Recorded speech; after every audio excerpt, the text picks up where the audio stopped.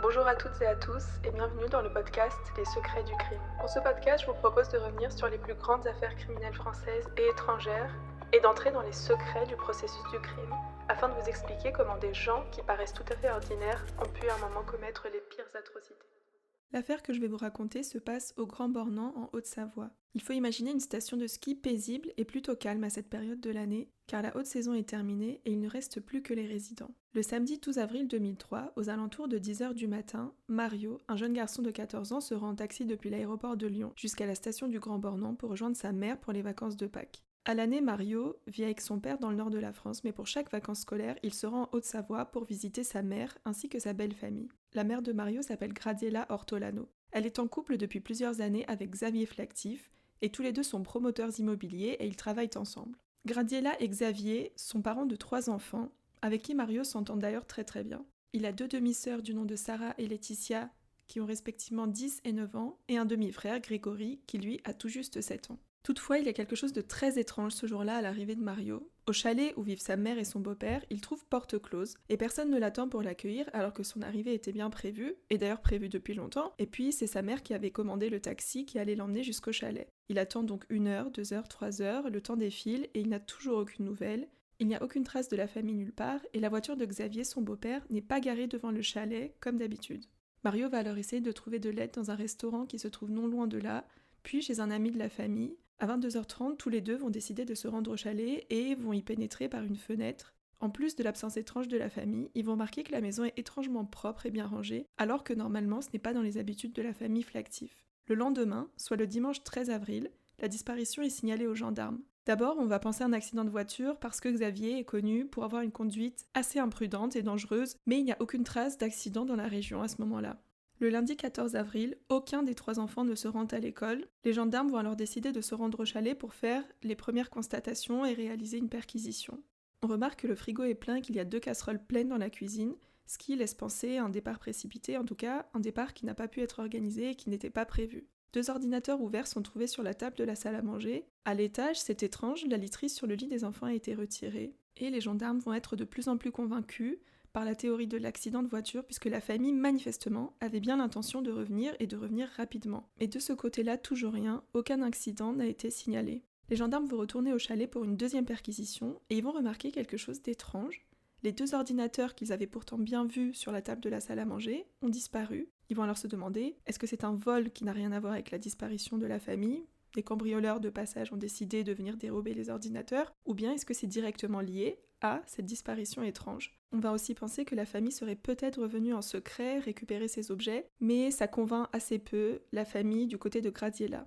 Le jeudi 17 avril, après 5 jours sans nouvelles de la famille, les gendarmes se rendent au chalet une 3e fois. Et cette fois-ci, ils sont accompagnés des techniciens d'identification criminelle, c'est-à-dire les spécialistes des scènes de crime, qui vont faire parler chaque pièce de la maison en réalisant par exemple des prélèvements. Le premier constat, c'est qu'il y a entre les lattes du parquet du sang coagulé, et par terre on retrouve des débris de verre. Les éléments les plus inquiétants vont être la découverte d'éclats de dents et la découverte d'une douille. Les enquêteurs remarquent aussi que le papier peint a été arraché à certains endroits et qu'un carré de moquette a été découpé dans la chambre de l'une des petites filles. D'ailleurs, ce carré sera décrit plus tard par le procureur comme ayant la forme d'un petit cercueil.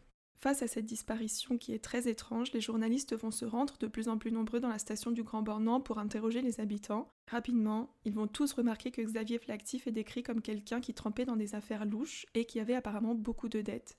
Bon, il faut quand même préciser que certaines inimitiés semblent être motivées par le racisme des habitants envers Xavier puisque c'est un homme noir, un homme riche, qui venait de s'installer dans une région où on ne s'intègre jamais vraiment. Le 23 avril 2003, le journal télévisé va diffuser ces témoignages et on y voit un habitant du Grand Bornand du nom de David Otia, un ancien locataire de Xavier Flactif qui va le décrire comme un vrai renard. Et lui ne penche pas du tout pour la piste criminelle, il pense plutôt que Xavier Flactif s'est enfui avec toute sa famille afin d'éviter de régler toutes ses dettes. En enquêtant, les gendarmes vont réaliser qu'il y avait effectivement certaines histoires louches, notamment l'incendie d'un de ses chalets, pour lequel Xavier Flactif n'a jamais porté plainte. Il est concerné par d'anciennes procédures judiciaires, certaines de ces sociétés ont par le passé été mises en liquidation judiciaire, et il a été interdit de gestion pendant 10 ans, mais en fait il va trouver une combine. Quand il s'installe au Grand Bornand, il enregistre toutes ces sociétés au nom de sa femme, Gradiela. Et bien que lui et sa compagne aient plus de 70 comptes bancaires partout dans le monde, les Flactif sont criblés de dettes, et ces dettes s'élèvent à 3 millions d'euros.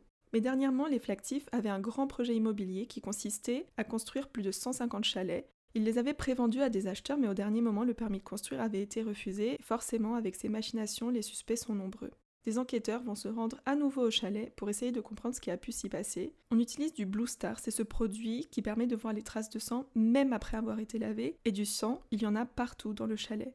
Dans la chambre de la petite Sarah, on va retrouver 2 bandes au sol, et c'est clair pour les enquêteurs, un enfant qui perdait du sang a été traîné au sol à cet endroit. Malgré un nettoyage apparemment méticuleux du chalet, les traces de sang laissent présager le pire. Un morpho-analyste, donc un spécialiste des traces de sang, va intervenir et il va dire que le sang ne vient pas de blessures avec une arme à feu, en tout cas pas seulement de blessures avec une arme à feu, mais de coups de poing, de coups de pied, ainsi que d'une arme contondante. Les analyses génétiques permettent de confirmer que le sang appartient aux 5 membres de la famille disparue. Les morceaux de dents qui ont été retrouvés sont analysés, et là c'est l'horreur, ce sont des dents de lait, donc des dents d'enfants. Les proches de la famille vont être auditionnés par les gendarmes, notamment ce voisin qu'on avait vu lors du journal télévisé, David Otia, puisque ce dernier a un comportement assez particulier, il est venu observer les gendarmes au cours des différentes perquisitions. Comme je l'ai dit, c'est un ancien locataire de Xavier Flactif. Au cours des auditions, les enquêteurs vont réaliser que David Otia est très certainement le dernier à avoir vu la famille vivante, puisque lui et Xavier Flactif avaient rendez-vous le 11 avril au soir, soit la veille de l'arrivée de Mario. Donc il les a vus très peu de temps avant leur disparition. David Otia ainsi que d'autres personnes proches de la famille Flactif sont placées sur écoute. Et tandis que l'instruction continue, tout s'accélère. Une trace ADN masculine est retrouvée à 22 endroits du chalet et cette trace n'appartient à aucun des membres de la famille Flactif. La voiture des Flactif est retrouvée sur le parking de l'aéroport de Genève. On remarque que le tapis du coffre a été découpé au cutter. Dans la voiture, il y a aussi des petites traces brunes. L'analyse permet de savoir qu'il s'agit du sang de Xavier, Gradiela et de leurs 2 petites filles Sarah et Laetitia. Afin d'identifier l'ADN masculin inconnu, une grande partie des hommes du Grand Bornand sont convoqués à la gendarmerie pour se soumettre à un test ADN. Et tous s'y plient sans grande difficulté, sauf un, qui va appeler les gendarmes pour leur dire qu'il refuse de faire le test. C'est David Otia, le voisin qu'on a déjà vu et qui a déjà été entendu par les gendarmes. Finalement, les gendarmes vont réussir à le convaincre et là, je pense que vous vous y attendiez, au mois de juillet, soit 3 mois après la disparition de la famille, les analyses vont permettre d'identifier l'ADN masculin comme étant celui de David Otia. Alors qui est cet homme qui devient alors le suspect numéro 1 dans l'affaire ? Il est originaire du nord de la France, c'est un mécanicien, il vit avec sa compagne Alexandra Lefebvre et ils ont 2 enfants. Tous les deux sont malheureux dans le nord et ils décident de s'installer en Savoie en louant un chalet auprès des Flactif. Dans le reportage, on entend aussi Alexandra Lefebvre se confesser aux journalistes.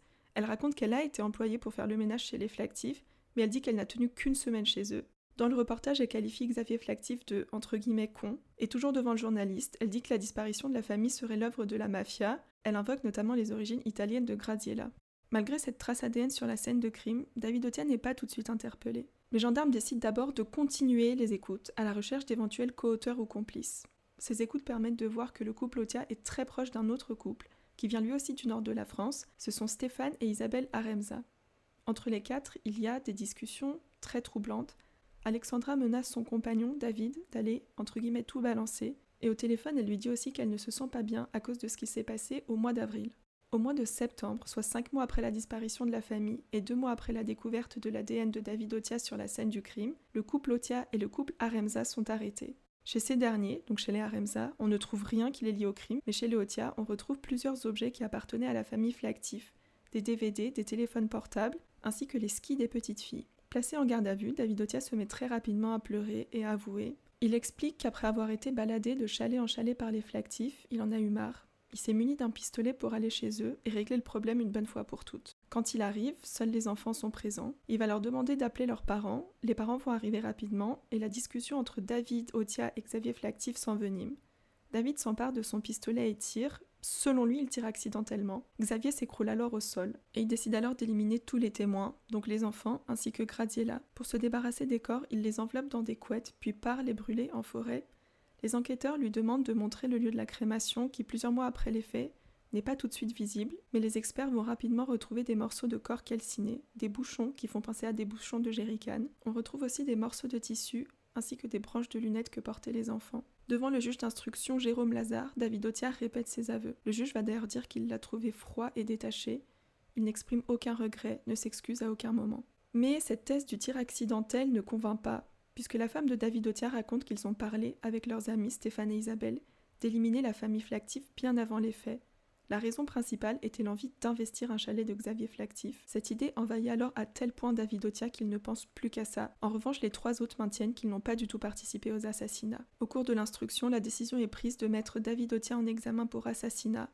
Malgré ces dénégations, Stéphane Aremza est mis en examen pour complicité d'assassinat. Les deux encourent alors la réclusion criminelle à perpétuité. En ce qui concerne les femmes, elles sont d'abord mises en examen pour non-dénonciation de crime, puis la qualification va être modifiée pour celle d'association de malfaiteurs. Le code pénal prévoit une peine de 10 ans d'emprisonnement pour ces faits. Les expertises menées au cours de l'instruction montrent l'horreur de ce qu'il s'est passé. On n'a pas simplement tiré sur les victimes, on les a toutes frappées. Les morceaux de dents des enfants montrent qu'ils ont reçu des coups très très violents. D'ailleurs, malgré ce qu'il avance, en fait, les enfants ont été tués en premier avant que les parents ne rentrent. Au cours d'une reconstitution organisée au chalet, Otia va choisir de présenter une nouvelle version et dire qu'en fait, il est innocent. Selon lui, le soir où il est arrivé chez les Flactif, tout le monde était déjà mort, et il s'est accusé par peur des représailles. Bon, je ne suis pas sûre que cette version ait convaincu le juge d'instruction. En tout cas, cette reconstitution a permis d'être sûr qu'un seul homme pouvait effectivement tuer puis déplacer les 5 corps. Le procès s'ouvre le 12 juin 2006 devant la cour d'assises d'Annecy. Les différentes expertises psychiatriques sont incapables d'expliquer le déchaînement de violence de David Otia, et ce dernier décide de camper sur ses positions et de maintenir cette version très peu crédible de l'assassinat qui aurait été perpétré par d'autres personnes. Dans ses réquisitions, l'avocat général demande à la cour d'assises de condamner David Otia à la réclusion criminelle à perpétuité. Par contre, il insiste aussi sur l'esprit de groupe qu'il a animé. Selon lui, le projet d'assassinat ne peut exister si David Otia est seul. C'est le projet du quatuor qui l'a conduit aux assassinats. L'avocat général requiert donc 15 ans de réclusion criminelle contre Stéphane Aremza et 7 ans contre Isabelle Aremza. Concernant Alexandra Lefebvre, l'avocat général requiert 10 ans d'emprisonnement, c'est-à-dire la peine maximale qui est prévue pour les faits pour lesquels elle est poursuivie. Après le délibéré, le verdict tombe et les réquisitions de l'avocat général ont globalement été suivies. La réclusion criminelle à perpétuité assortie d'une peine de sûreté de 22 ans est prononcée pour les faits d'assassinat pour David Otia. Stéphane Aremza, pour les faits de complicité d'assassinat, est condamné à 15 ans de réclusion criminelle. Alexandra Lefebvre à 10 ans d'emprisonnement et Isabelle Aremza à 7 ans d'emprisonnement, toutes deux pour les faits d'association de malfaiteurs. À l'issue de ce procès, David Otia est le seul des 4 à interjeter appel de cette décision.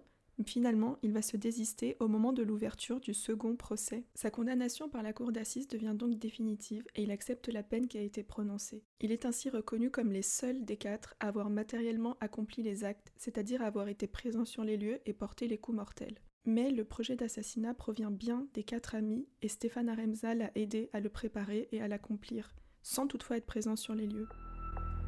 Merci d'avoir écouté Les Secrets du Crime, je vous souhaite une bonne journée et on se retrouve la semaine prochaine.